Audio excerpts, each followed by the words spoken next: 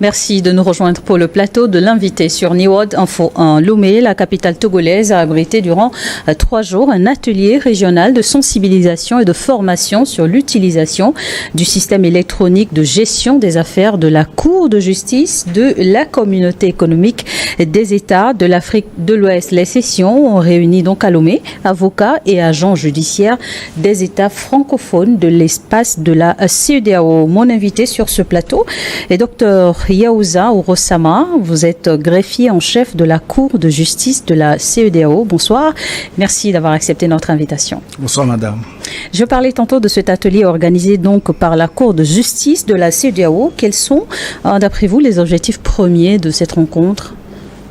Alors, merci de m'avoir invité. Cette rencontre vise à sensibiliser, à informer les avocats et les agents judiciaires sur le projet de gestion électronique des affaires que la Cour de justice de la CEDEAO est en train de mettre en place et à les former sur la manière de l'utiliser en vue d'avoir une certaine aisance, un certain confort dans le cadre de leurs relations avec la Cour de justice de la CEDEAO. Il s'agit donc là d'une innovation dans les procédures de fonctionnement de la Cour de justice de la CEDEAO. Absolument, madame. Jusqu'à présent, cela ne se faisait pas. Et cette innovation découle donc de l'expérience que nous avons pu avoir de la pandémie de la Covid-19, comme vous vous en souviendrez. Lors de la pandémie, il a été donc interdit les regroupements et les échanges physiques entre les personnes. Et compte tenu de la durée que la pandémie avait prise, il était nécessaire que la Cour procède à cette innovation pour pouvoir poursuivre ses activités et son fonctionnement pour éviter qu'il y ait une rupture dans les affaires, dans le traitement des affaires des justiciables. Innover pour mieux donc s'adapter. Et qu'est-ce qui a principalement motivé donc l'introduction de ce système de gestion électronique des affaires? Alors, ce qui a motivé donc cette introduction, c'est le fait que d'abord, de plus en plus, la digitalisation prend de l'ampleur dans les États membres de la CEDEAO en particulier, de façon générale dans le monde.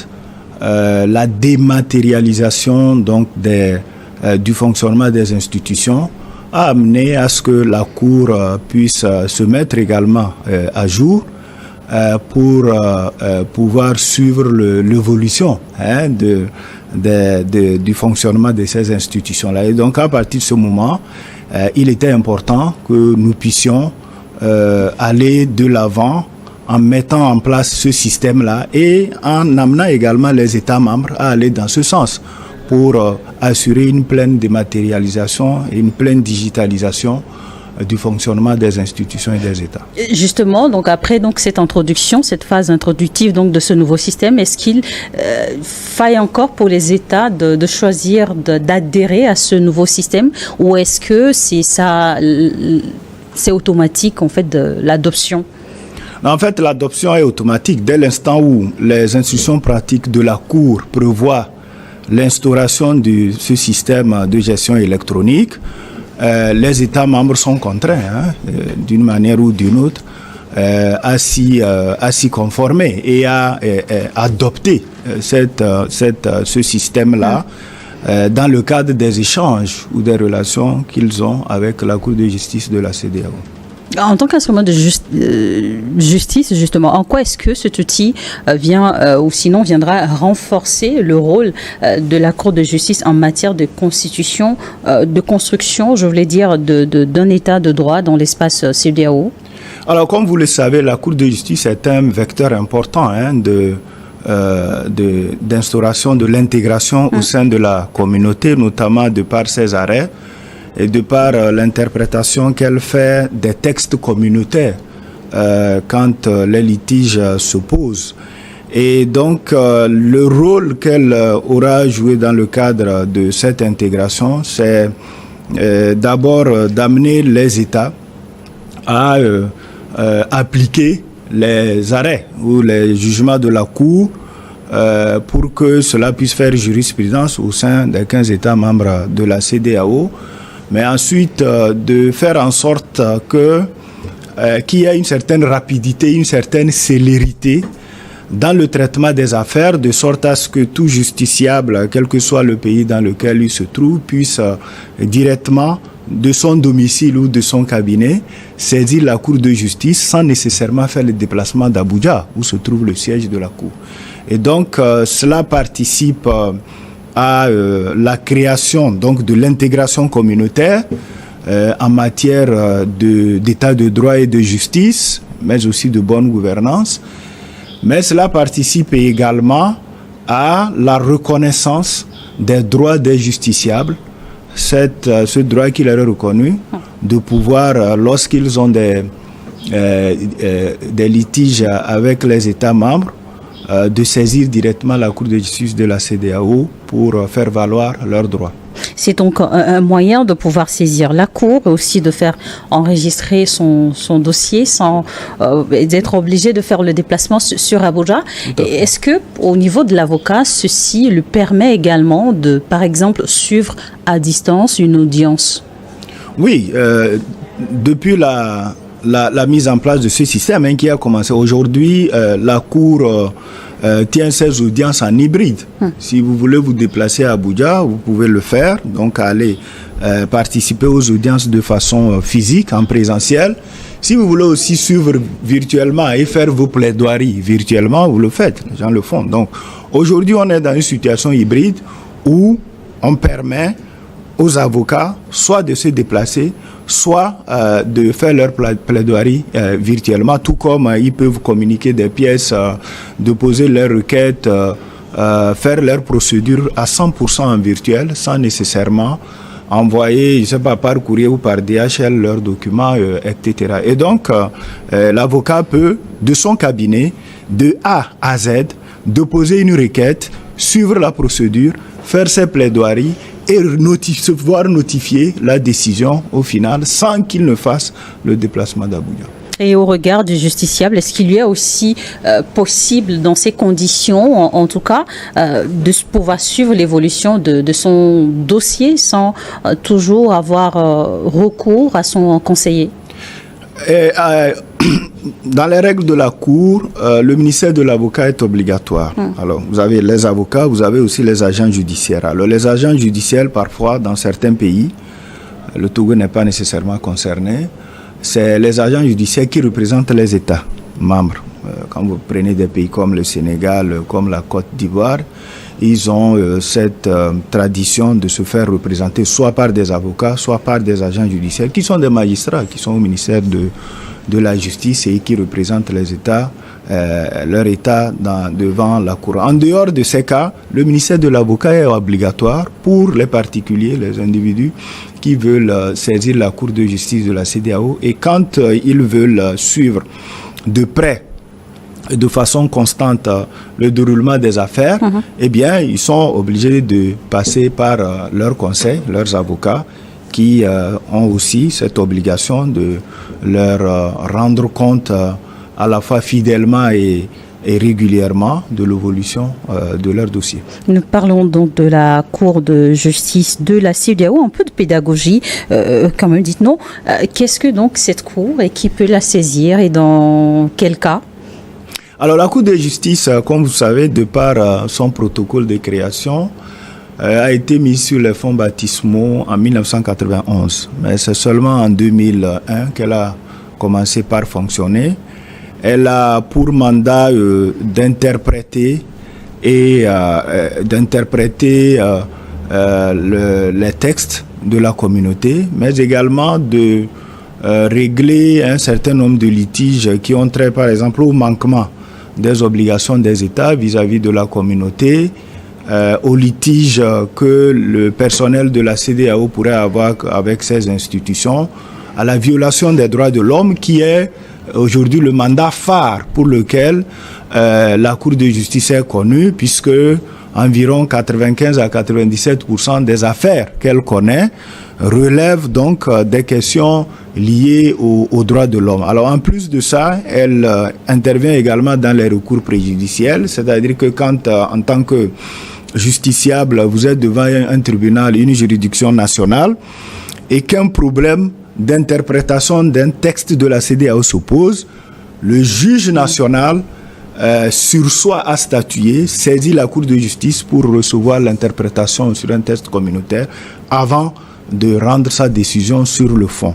Et donc, en plus de ces aspects-là, il y a d'autres aspects qui concernent plutôt les États. Quand il y a des litiges entre les États membres, la Cour de justice de la CEDEAO est compétente pour régler. Elle est également compétente en matière d'arbitrage, où elle peut, tel que le traité lui donne compétence,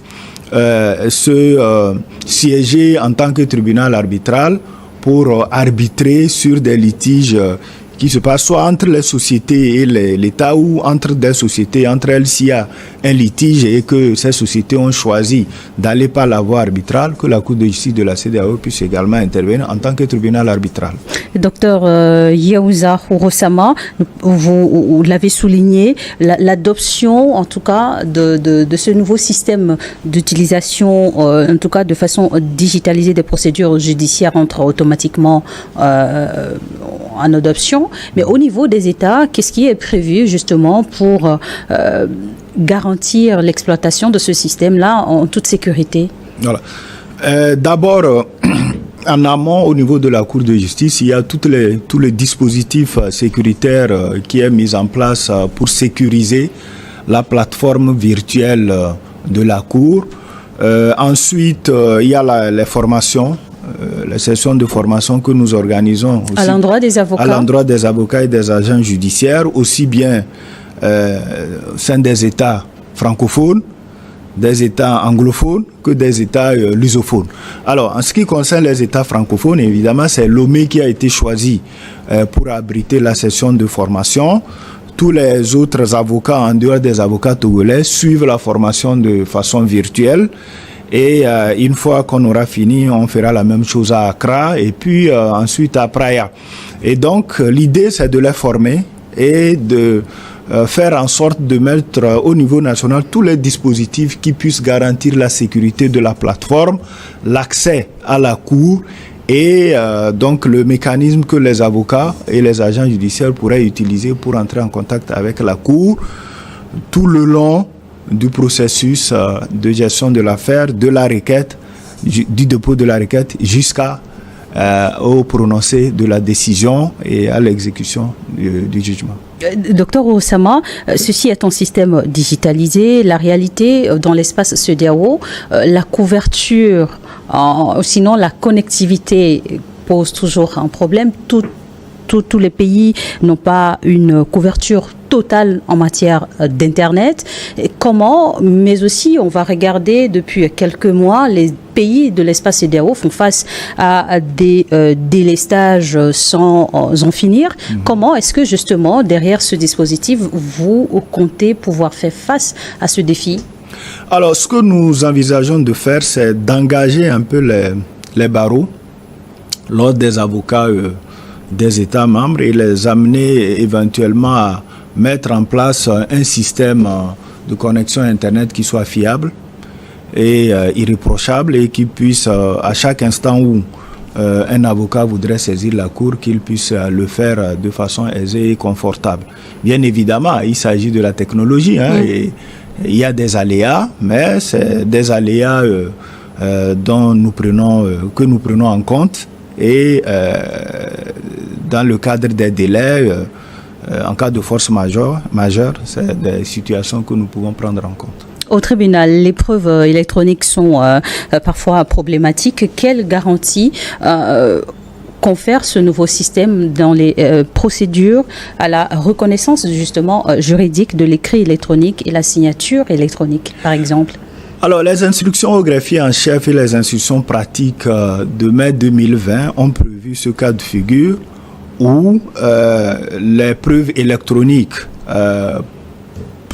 pourront être reconnues par la Cour et être prises en compte dans le cadre de l'évaluation, donc des preuves un peu comme des preuves. Vous soulignez normales. là une éventualité. En clair, quels sont justement les cas pratiques ou sinon les conditions vraiment favorables à ce que ces preuves-là puissent être reconnues et valables devant une cour? Ben, sur le principe, les institutions pratiques le prévoient. Elles disent que les preuves peuvent être communiquées via le système électronique, donc a priori il n'y a pas de problème. Il n'y a pas de problème. La Cour prend en compte les preuves électroniques, la Cour les considère et les utilise dans le cadre de l'évaluation qu'ils font de l'affaire, quelle qu'elle soit. L'un des avantages donc de ce système est d'améliorer l'accès à la Cour et faciliter l'introduction des différentes procédures. Après ces 3 jours d'atelier à Lomé, quelle est la suite? Alors, après ces 3 jours d'atelier à Lomé, comme je vous le disais, il y aura un atelier à Accra pour les avocats anglophones et puis un atelier à Praia pour les avocats lusophones qui implique le Cap-Vert et la Guinée-Bissau. Une fois qu'on aura fini cela, on va donc préparer le lancement officiel qui se fera vraisemblablement la dernière semaine du mois de septembre. Et donc, à partir de ce moment-là, le lancement est fait. Et tous les avocats, tous les agents judiciaires, dans le cas des relations ou des interactions avec la Cour de justice, devront le faire systématiquement par voie électronique. Et toujours par voie électronique. Et pour terminer, est-ce que tous les États qui sont assignés devant la Cour de justice de la CEDEAO optent automatiquement à l'utilisation de cet outil? Ben, dès l'instant où les institutions pratiques le prévoient, ils vont devoir être obligés de le faire s'ils veulent que leurs requêtes ou leurs conclusions puissent être prises en compte par la Cour. Par rapport aux justiciables, dans quelles conditions vont-ils être donc assistés pour une utilisation efficiente de ce système? Alors, nous mettrons en place une équipe en permanence au niveau de la Cour qui va accompagner aussi bien les avocats que les parties qui souhaitent être assistés dans le cadre de ce mécanisme-là, de ce dispositif innovant de gestion électronique. Et donc, une fois que les sessions de formation sont terminées, on ne va pas laisser les avocats et les parties à eux-mêmes. On va quand même les accompagner. À chaque fois qu'il y a une difficulté de le faire, on aura une équipe en back-office qui pourrait les accompagner à tout moment pour que leurs besoins de saisine ou d'échange avec la Cour par voie électronique puisse être satisfaisant. Et au sortir des travaux de Lomé, quelles sont vos recommandations en tant que greffier en chef à la Cour de justice de Lomé à l'endroit de différentes parties impliquées? Ben, disons que ce que le conseil que nous pouvons donner, c'est que les parties ou les avocats puissent systématiquement adopter ce système parce qu'il comporte un certain nombre d'avantages. D'abord, il supprime la contrainte de déplacement sur Abuja à chaque fois qu'ils ont à interagir avec la Cour comme cela se faisait par le passé. Ça leur permet également de raccourcir les délais de procédure. Il y a également l'aspect des coûts. Avant, vous devez prendre l'avion, aller à Abuja, déposer une requête. Aujourd'hui, vous êtes assis, même si vous le voulez, dans votre salle à manger, vous envoyez une requête à la Cour et elle est traitée comme si vous étiez allé sur place la déposer physiquement. Et donc, il y a une suppression, une réduction considérable des délais. Il y a une réduction considérable des coûts liés aux billets d'avion, aux frais aux frais de séjour, etc. Mais il y a également une suppression des contraintes de voyage, etc. Tout cela permet d'assurer une meilleure administration de la justice et d'avoir accès à la Cour à distance sans aucune difficulté. Merci, docteur Yaouza Ourossama. Je rappelle donc que vous êtes greffier en chef, le greffier en chef de la Cour de justice de la CEDEAO. Merci d'être passé sur notre plateau et donc pour éclairer la lanterne de nos téléspectateurs. Merci, c'est moi qui vous remercie. Et merci à vous également de nous avoir suivis dans l'invité du jour.